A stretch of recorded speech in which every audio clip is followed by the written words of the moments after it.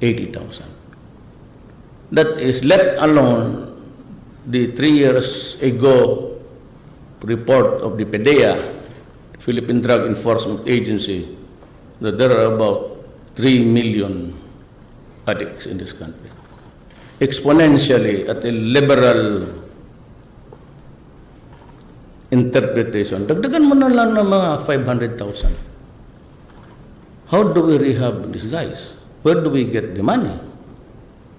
Kasi napabayaan eh. I would not blame any particular administration, but all these years, this problem was allowed to flourish, and it has now evolved into something that's scary for all of us. Kaya every addict, the human rights would look only just into the death of the addict, that he is poor.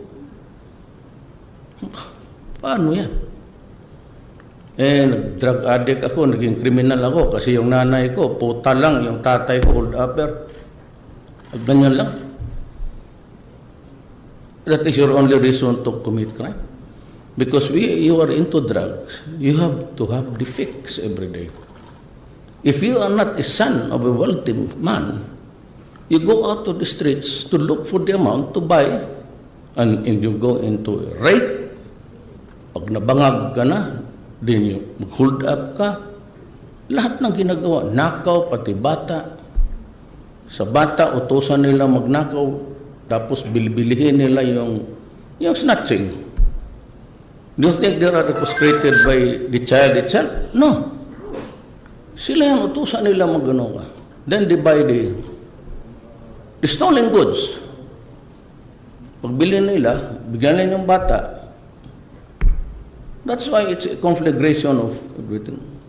Now, I said, I have a job to do. I have a promise to the Philippines. Mabuti pa na, gawin na ito tayong mga atleta. Kasi, but we have first to deal with the fundamental problem. It's the deterioration of our system. Now, bakit? No, nakita the dimension of it all, the widespread use. Why? Because government allowed it to be that big. And sabihin mo, bakit dumating naman ganito? Dumating na ganitong karami at widespread, umabot ng thousands by thousands, because government or people in government itself were into it also. And I could not imagine a cadet of the Philippine Military Academy or the Philippine National Police na tayo ang nagbayad sa kanilang schooling, pagkain, lahat.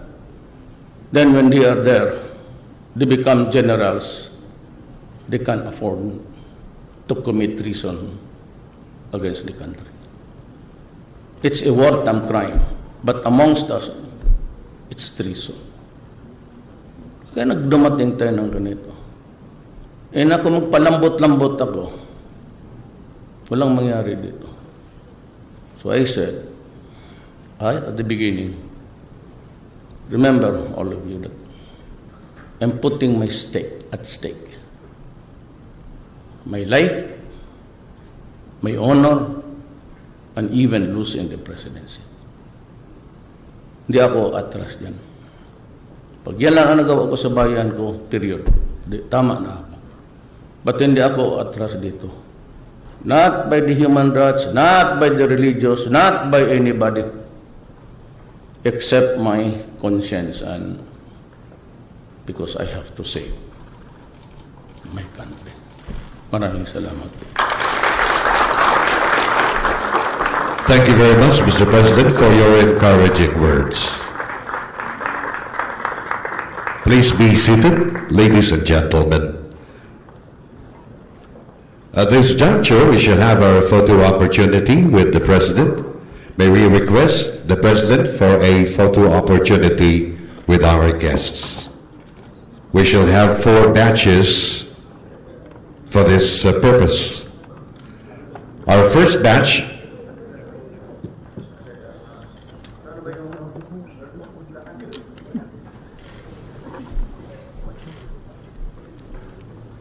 Nandiyan pa si Secretary Jokno. He's out? Asa man opisina niya?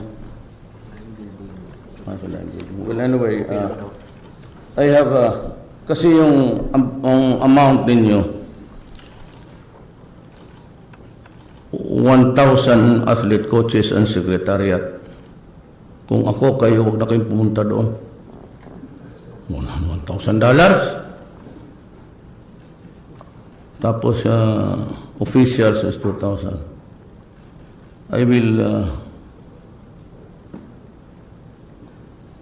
will increase your sa mga athletes coaches 3,000.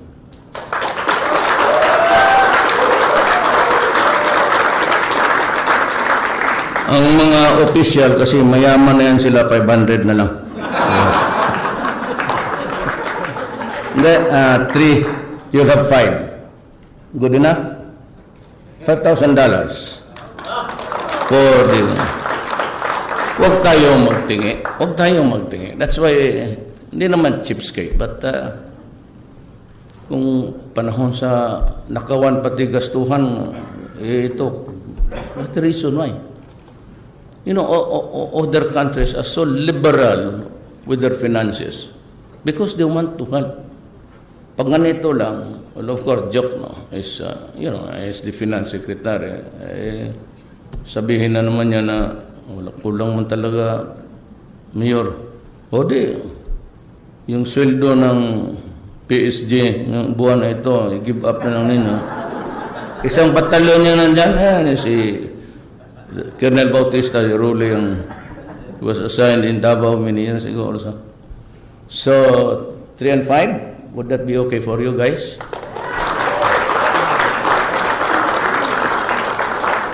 O gusto ninyo dagdagan pa ng 2,000? Kung na-joke no, magalit. Maraming salamat po for your generosity, Mr. President. So ngayon, picture taking na po tayo, first batch natin.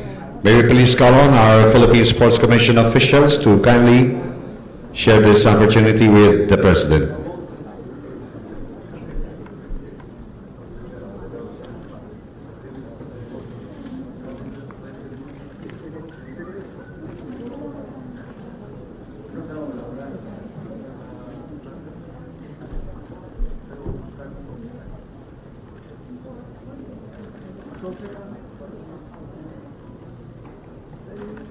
Maraming salamat po. And now may we please call on our guests from the Philippine Olympic Committee officials to kindly join them on stage, please, for the photo or picture taking.